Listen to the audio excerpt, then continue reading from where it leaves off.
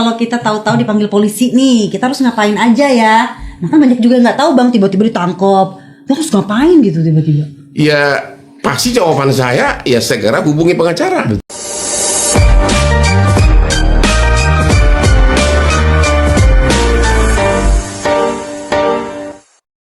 Setelah saya baca juga dosa-dosanya gitu loh. Mungkin jadi impas. Abang jadi banyak ya, karena saya melakukan pro bono juga gitu. Ini gimana tanggapannya Prof Edi gitu dengan berubahnya teknologi gitu, kecanggihan teknologi sekarang orang lebih gampang belanja masalah dari sosial media ya? Ya, ada yang menarik di dalam KUHP baru ini, Bang. Ya. Ini juga untuk publik tahu, ada satu bab khusus tentang sistem peradilan berbasis teknologi informasi. Ya. Sehingga segala sesuatu itu bisa cepat dan itu kan terpublish. Ya. Jadi misalnya nih ya, untuk persoalan izin upaya paksa kan bisa dilakukan secara online. Ya. Karena sistem itu terpadu. Bahkan di dalam pembahasan, jadi kami tim pemerintah itu punya namanya tim 12 yang menggodok RKUHP ini, 3 dari Mahkamah Agung, 3 dari Kementerian Hukum, 3 dari Kejaksaan, dan 3 dari Kepolisian. Itu menghasilkan pasal-pasal yang supaya tidak ada lagi masalah di dalam pola koordinasi misalnya antara penyidik dan penuntut umum. Itu 7 pasal diatur, termasuk ketika berbicara mengenai sistem peradilan berbasis teknologi informasi. Itu diramu semua, sehingga memang KUHP ini dia lebih transparan untuk menjamin keadilan prosedural baik dari sisi pelaku maupun dari sisi korban. Jadi kita meramu KUHP ini tidak mudah. Semakin seru nih, ini pertanyaan dari netizen nih buat Bang Hotman nih. Aku bacain ya. Bang Hotman, nih kalau dijadiin tersangka amit-amit ya, siapa nih kira-kira yang bakal Bang Hotman telepon duluan? Apa? Yang bakal ditelepon duluan oleh Bang Hotman kalau misalnya amit-amit dijadiin tersangka.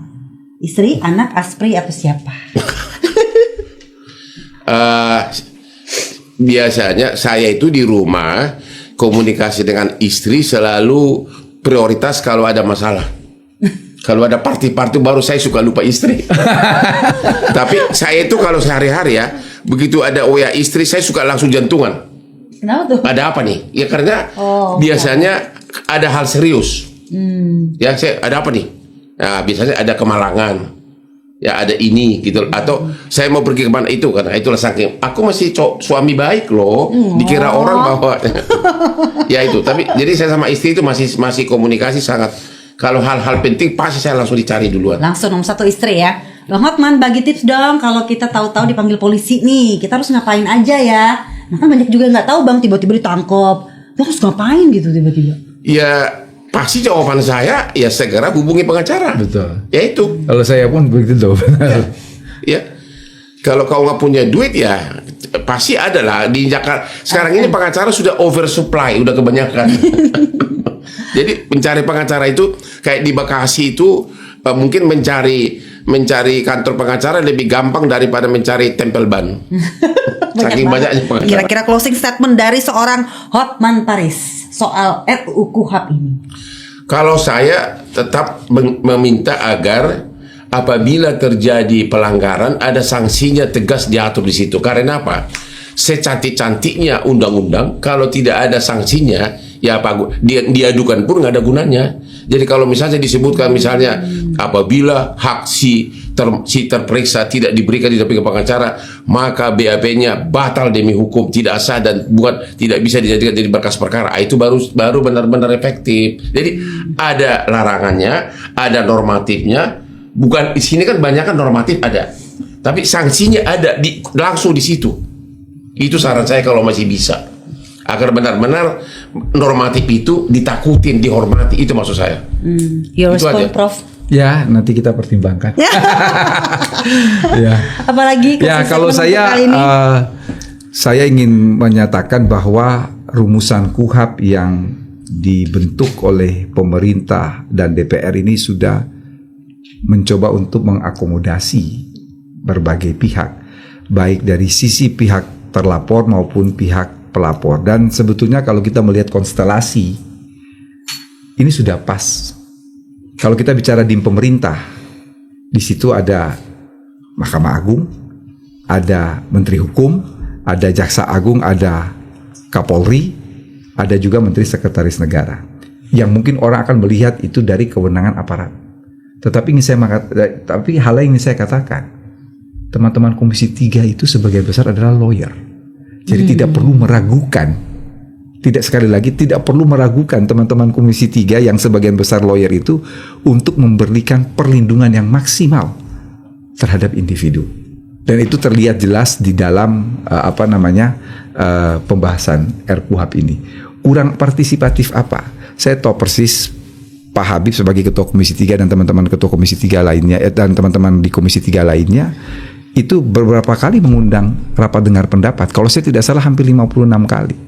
Jadi kurang partisipatif apa? Bahkan kemarin pun ketika saya tahu persis hari Senin kalau saya tidak salah itu masih diundang juga. Kita menerima Komisi 3 menerima dari lembaga APIK ya untuk menyampaikan masukan, dan masukan itu konstruktif terkait dengan hak-hak perempuan dan persoalan gender. Saya kira itu kita akomodasi. Jadi ya bahwa kalau ada kritikan saya kira itu wajar lah. Dan itu memperlihatkan bagaimana dinamika dalam pembahasan suatu undang-undang. Kami saya kira baik pemerintah maupun Komisi 3 sama sekali tidak alergi dengan kritik maupun masukan, dan bahkan kita akan mengatakan dengan jujur kalau ada masukan yang baik pasti tidak akan kita. Dan baru pertama kali ini memang wakil menteri benar-benar ahli hukum yang menguasai bidangnya. Ya, ini baru ya. Saya suka pas lagi kita lagi di kolam renang tiba-tiba nongol wajah beliau ini. Wah, ini dengan bahasa Belandanya cuma nggak ada bahasa Bataknya gitu loh. Yang masih mantap gitu loh. Itu saya kagum sama beliau. Jadi asli ya. Karena jadi cocok benar gitu loh untuk jabatan ini. Padahal ini kan Kementerian Hukum. Betul. Jadi harusnya benar-benar ahli hukum. Ya, bukan sekedar ahli hukum karena jalur birokrasi gitu loh. No comment ah. Ini satu lagi nih pertanyaan ini dari titipan dari teman-teman advokat nih untuk Pak Wamenkum nih Pak. Ini bagi perempuan hamil dan menyusui, bolehkah ada aturan khusus nih untuk khususnya untuk penangguhan penahanan gitu? Karena kan resikonya kan juga banyak. Ya, begini. Kalau kita bicara penahanan adalah upaya paksa, dan itu pasti ada diskresi di dalamnya ketika dalam hal-hal tertentu. Saya kira kan ada tuh di dalam RUU KUHP mengenai hak perempuan, itu diatur tuh, termasuk hak anak dan lain sebagainya, termasuk hak penyandang disabilitas. Ya. Baik, oke, terima kasih Prof Edi dan juga Bang Hotman. Terima kasih atas waktunya hari ini. Semoga apa yang disampaikan dan kita diskusikan hari ini bermanfaat dan makin mencerahkan ya knowledge Anda. Saya Dian Mirza, kita akan jumpa di WhatsApp berikutnya. Terima kasih dan sampai jumpa. Oke.